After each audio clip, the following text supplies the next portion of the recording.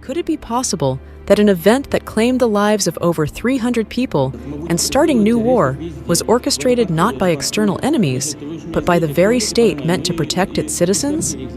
The Russian apartment bombings of September 1999, a string of devastating explosions that rocked the nation, remain shrouded in controversy and mystery to this day.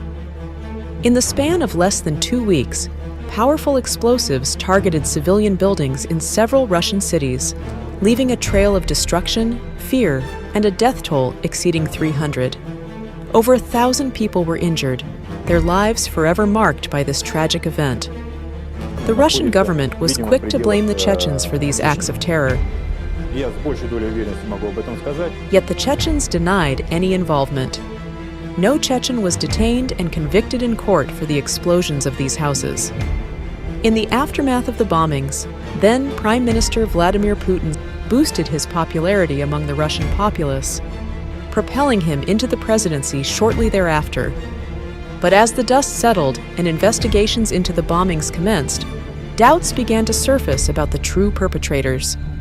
In Russia itself and beyond its borders, people began to openly blame Putin and the Russian intelligence services for these terrorist attacks. Despite the Russian government's insistence on the guilt of the Chechens, no Chechen was ever apprehended for the bombings. Aslan Maskhadov, the then leader of the Chechen Republic Ichkeria, even extended an offer to Russia to jointly investigate the bombings, an offer that fell on deaf ears. In spite of the evidence and the growing suspicions, attempts to conduct independent investigations into the bombings were consistently obstructed by the Russian government. This led to an increasing number of historians and journalists suggesting that the bombings were a false flag operation conducted by Putin and the Federal Security Service to start the war in Chechen Republic of Ichkeria. So, who was truly behind the bombings? Evidence began to emerge indicating the involvement of Russian intelligence services. In the autumn of that same year, in the city of Ryazan, locals and the police discovered explosive materials in the basement of a residential building. The Federal Security Service quickly intervened, claiming that the explosive materials were merely bags of sugar used in a training exercise. However, a swift operational analysis conducted in Ryazan after the discovery of the bags revealed that they did, indeed, contain an explosive mixture with a combat detonator. In conclusion, the Russian apartment bombings were a series of devastating attacks that led to the Second Russian-Chechen War.